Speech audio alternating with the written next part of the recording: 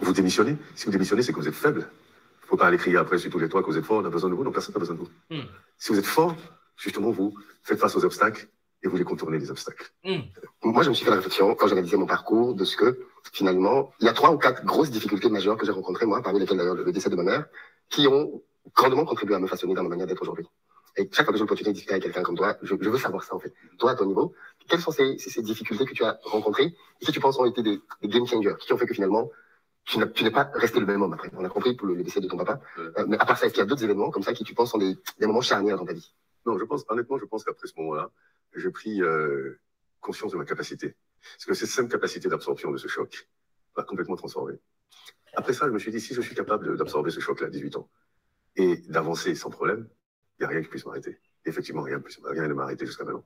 Pourquoi? Parce que chaque fois que j'ai des difficultés, ou chaque fois que je rencontre un problème, je ne l'attaque pas frontalement. Je contourne le problème. Contourner le problème, ça ne veut pas dire éviter le problème ou fuir le problème. Non, ça veut dire réfléchir à plusieurs solutions. Quand vous attaquez frontalement, vous avez une seule solution. Quand elle ne fonctionne pas, vous êtes buté, vous restez là, vous voulez réessayer la même solution 50 000 fois, mais non, ça ne marchera pas. Mais quand vous voulez contourner, vous pensez à plusieurs possibilités. Comment je contourne? Par la gauche, par la droite, par le haut, par le bas. Et donc, ça vous permet d'avoir plusieurs possibilités. Vous finissez par avoir forcément la bonne possibilité. C'est comme ça que je fonctionne. Je ne vois aucun problème comme étant un problème incontournable. Je ne cherche pas à responsabiliser quelqu'un d'autre. Je ne cherche pas à accuser des gens. Je ne cherche pas des responsables pour ce qui se passe. Non. Si c'est moi qui fais face à ce problème, je me dis comment je le résous moi. Il est important d'avoir une philosophie de la vie qui soit une philosophie très simple. De se dire, on peut résoudre les problèmes par nous-mêmes. Tu comptes sur toi d'abord. Et ça, c'est extrêmement puissant. De savoir que tout ce que tu as comme problème compte sur toi d'abord. Et c'est là que ça te permet de puiser au plus profond de toi ta capacité à résoudre des problèmes. Mais si dès que tu as un problème, ton premier réflexe, c'est de savoir qui a mis le problème là. Ce qui est malheureusement une grosse mentalité qu'on retrouve. Bien sûr, mais c'est pourquoi il faut changer.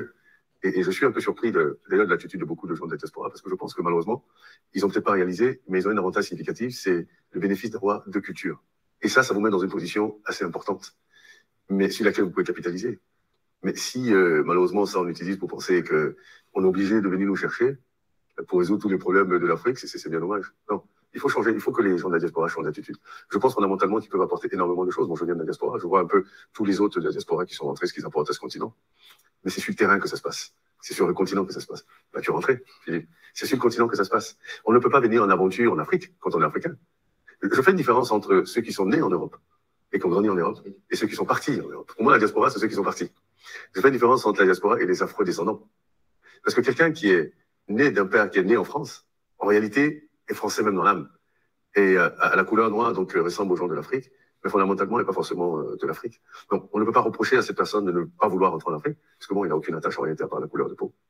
Aujourd'hui, on vit dans un monde qui est de plus en plus diversifié. Donc, couleur de peau, on peut avoir une couleur de peau, différentes couleurs de peau étaient dans différents pays. Mais je parle de ceux qui sont partis d'ici, conscients. Oui, conscients d'être africains. Le père est stoppé un peu. En fait, ce discours-là aussi, je l'ai souvent beaucoup avec les éléments.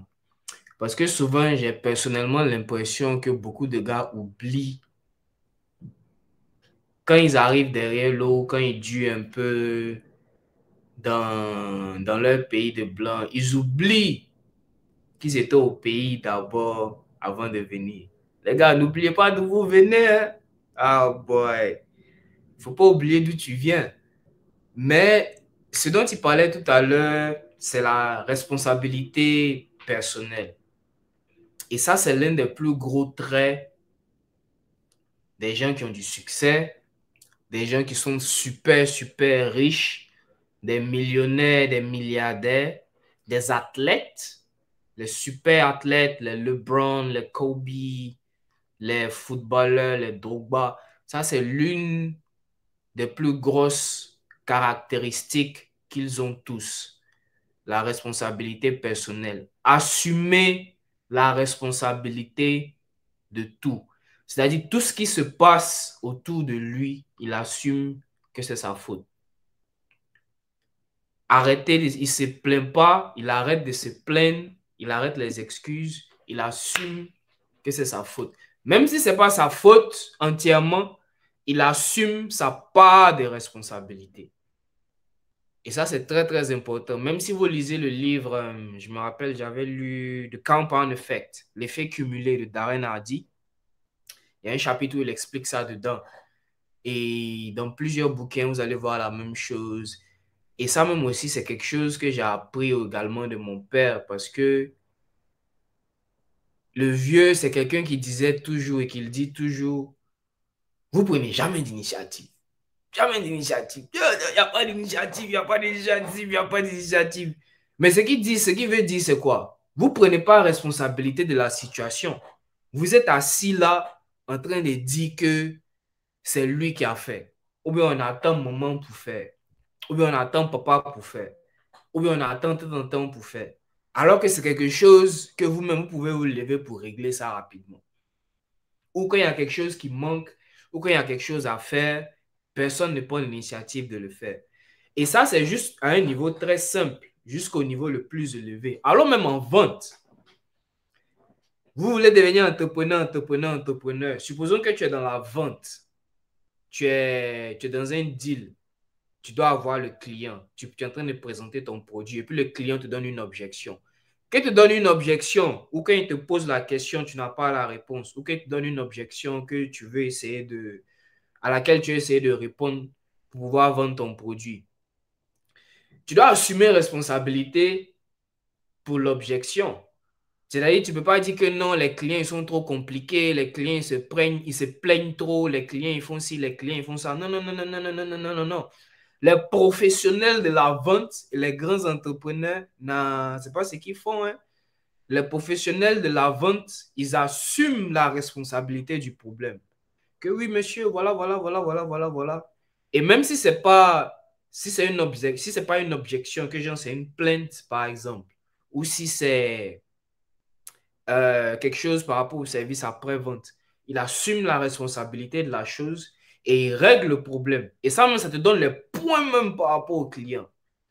Et quand tu es dans la vente, quand tu es dans, comme je disais tout à l'heure, quand on te donne les objections et puis tu essaies de continuer en t'envoyant encore, tu essaies de continuer en t'envoyant encore, tu essaies de continuer en t'envoyant encore. Tu ne peux pas rester là pour te plaindre. Tu dois continuer de prendre ownership de la situation et de continuer à aider ton client à comprendre les benefits, à comprendre les avantages que ton produit ou ton service lui donne pour qu'il puisse à la fin pour qu'il puisse prendre, pour qu'il puisse payer. Donc, à tous les niveaux de ta vie, si tu veux vraiment réussir, tu vas devoir prendre responsabilité. Que ce soit le diaspora qui veut rentrer, que ce soit quelqu'un qui veut perdre du poids, que ce soit quelqu'un même qui va avoir une petite, tu vas devoir prendre la responsabilité de te lever pour aller causer à la petite. Et puis arrêter de te plaindre que c'est monté, c'est descendu. Parce que les petites ne vont pas se lever pour venir vers toi. Enfin, techniquement. 2022, c'est un monde un peu différent, mais bon. Restons un peu dans la technique. Je suis en train de tirer un peu parce que c'est très, très important. Et c'est ça aussi le but de mon exercice ici. C'est une réaction à l'interview pour qu'on puisse ensemble décrypter un peu le mindset. Parce que c'est plus à un niveau du mindset, en fait. Ici, ce n'est pas nécessairement la technicalité de ce qu'il faut faire on a day-to-day. Mais c'est le mindset qu'il faut avoir pour atteindre un objectif. Et l'une des clés de ce mindset ou de ces mindsets-là, c'est de prendre la responsabilité, c'est-à-dire de ne pas se plaindre de la situation, même si ce n'est pas ta faute. Parce que c'est ça aussi. Je me rappelle quand je vendais, pendant que j'étais étudiant, je vendais porte à porte des systèmes de sécurité. Et les meilleurs vendeurs de la compagnie, qui étaient même en fait... enfin, il y avait beaucoup de meilleurs vendeurs, mais parmi les meilleurs vendeurs, il y avait nos 3 managers. Et ces 3-là, ils faisaient plus de 200, 300 000 $ vendant les trucs porte à porte. Et c'était les 3 qui étaient nos managers. Et ces 3 gars-là, le niveau de responsabilité qu'ils ont est incroyable.